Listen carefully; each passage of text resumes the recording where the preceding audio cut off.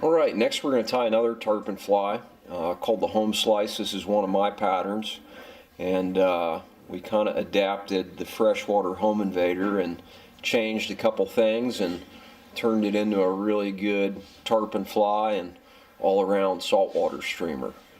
I'm going to tie this one on the SE17 2.0. You can certainly go up or down in size with this, and just going to give this a quick coat of thread.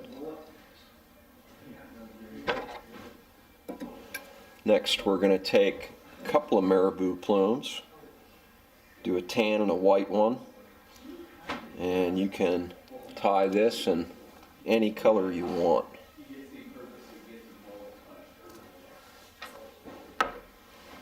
We're going to take those two plumes and match them up, line up the tips, get them even, and just kind of gather that marabou up into a bundle, about like that.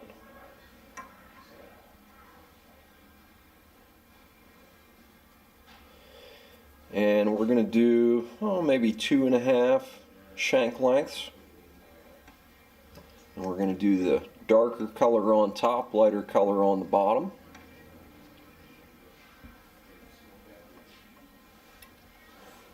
Trim that marabou. And just kind of cover it all up with thread. Going to take some 16-pound, 20-pound monofilament. Cut about an inch long piece off. Fold it in half. Slip that underneath the marabou. And just lash that on. And what that's going to do is help if you throw a bad cast. Once again, keep that marabou from fouling around the hook. And then we're just going to douse that whole thing with some Zap-A-Gap. Don't need a ton of it, just spread it around. A full drop is about 3 times too much.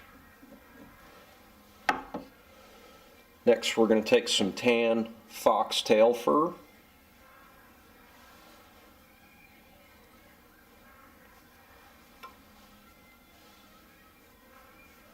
And maybe about a matchstick width bundle.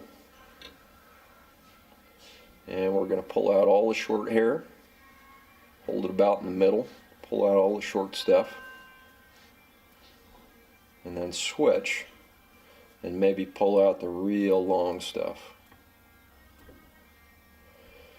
Next step, I'm going to take that and just kind of fan it out in my fingers and spread it so it's fairly even.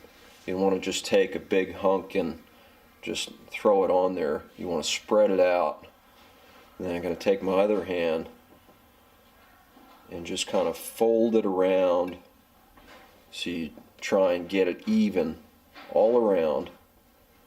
And then just take a loose wrap, go all the way around, maybe 2, and then tighten it up. And all that excess, all those butt ends, I'm just going to fold back and tie in front of it.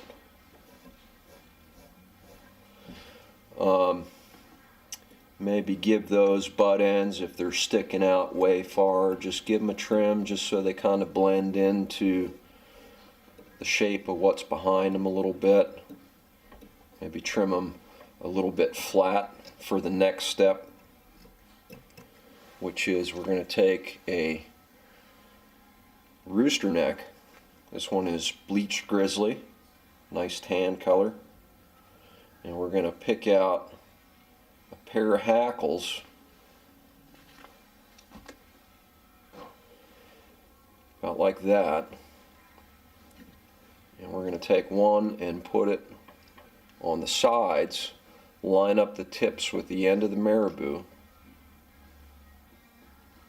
and just hold it right on the side of the hook shank, loose wrap, a couple of them.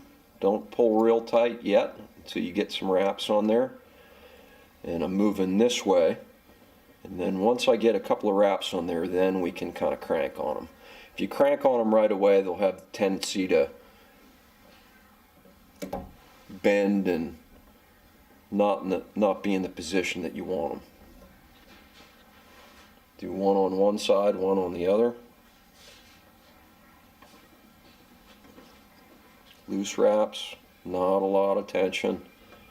And then once you get some wraps on there, then you crank on them. Move my thread back just a touch. Next we're going to take some flash. It's whatever color you like. This is UV tan, great color, subtle. We're going to take 3 or 4 strands, the full length, put it right in the middle of the thread, grab both ends, and just lay that flash right over the top. Trim it about even with the end of the fly.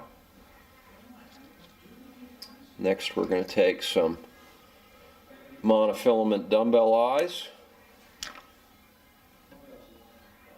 tie them right on top. A couple of figure 8s, just make sure they're perpendicular to the hook shank. You look down the fly, make sure they're in the right position. And then another shot of Zap-A-Gap.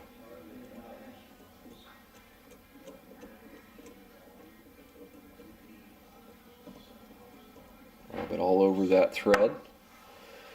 And lastly, we're going to take another shot of that foxtail.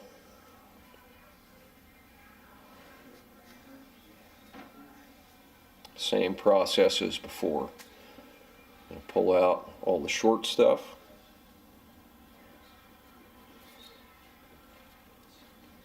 And then any excessively long guard hairs.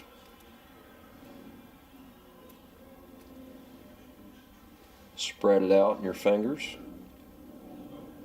Try to avoid any big bunches of it.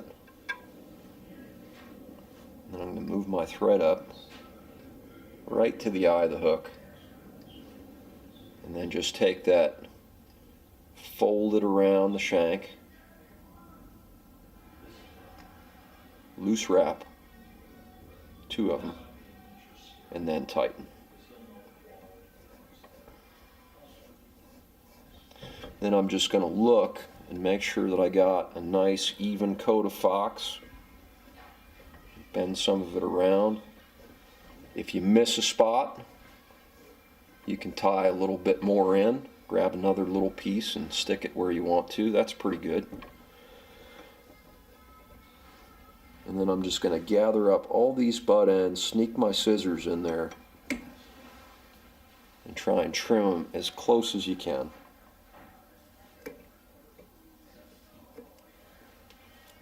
If you didn't get them all, don't worry, just you can push it back, sneak your thread in there, and use the thread to push it back.